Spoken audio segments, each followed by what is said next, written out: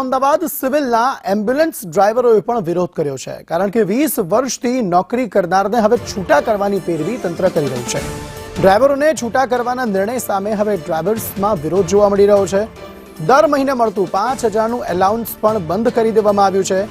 ડ્રાઈવર્સે કહ્યું કે 45-50 વર્ષની ઉંમરે હવે નવી નોકરી કેવી રીતે શોધવી? કોરોનામાં અમે જીવના જોખમે કામ કર્યું છે। ખાનગી સંસ્થાને કામ આપતા હવે આ કાઢી મૂકવાની વાત કરવામાં આવી રહી છે। નોકરીથી કાઢી મૂકશે તો અમે ક્યાં જઈશું તેવો સવાલ ડ્રાઈવર્સે પૂછ્યો।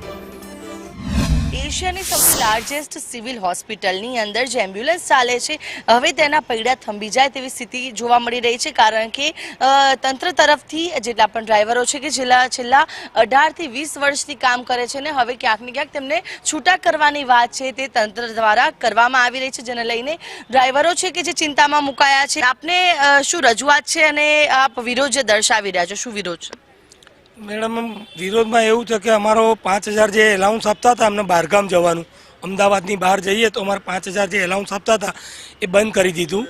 તો અમે એના કારણે રાકેશ જોશી સાહેબને જઈને મૌખિક રજૂઆત કરી, બધા ડ્રાઈવરો જઈને, તો એમણે એવું કહ્યું કે ગાંધીનગરથી ધનંજય ત્રિવેદી સાહેબે બંધ કર્યું છે, મેં નથી કર્યું।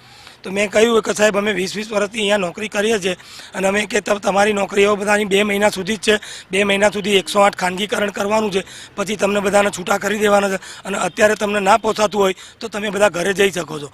મેડમ, હવે કોરોનાની અંદર અમે બધા ડ્રાઈવરો 2-2 વખત પોઝિટિવ થયા છે, જીવના જોખમે અમે 24-24 કલાક કામગીરી કરેલ છે। એમ જે અમારા નાના છોકરાઓ છે, સ્કૂલોના ખર્ચા છે, મકાનના રેન્ટ ચૂકવવાના, અને મારા જેવા અન્ય ડ્રાઈવર બી ઘણા એવા છે કે દેવાના દાસ છે, જે વ્યાજવા રૂપિયા લઈને અત્યારે પોતાનું ગુજારણ કરી રહ્યા છે, અને એવા ટાઈમમાં જો તાત્કાલિક ધોરણે આ છૂટા કરવામાં આવે તો આ બહુ તદ્દન ખોટી વાત છે, કેમ કે અમને કોઈ મૌખિક જાણ નથી કરી અમને પહેલાં, અને તાત્કાલિક 108 મૂકી દેવાનું એવું ડિસિઝન એમને લીધેલું છે અંદર ખાને। અમારી માંગ એક જ છે કે અમારા જે 5000 રૂપિયા બંધ કર્યા છે એ ચાલુ કરવા જોઈએ અને ઉપરથી વધારે પગાર કરવો જોઈએ, કારણ કે આ મોંઘવારીમાં પોસાતું જ નથી। દર દિવસે દિવસે મોંઘવારી વધતી જાય છે તો અમારે જે EMI ચાલતા હોય, ઘરના કોઈ લોન લીધેલી હોય, બાળકોને ભવિષ્ય માટે કે એનું ફ્યુચર શું, અમે એના ફ્યુચર માટે તો આ રાત દિવસ કામ કરતા હોય। કેમેરા પર્સન મનીષ વાણિયા સાથે આયુષી યાજ્ઞિક, સંદેશ ન્યૂઝ, અમદાવાદ।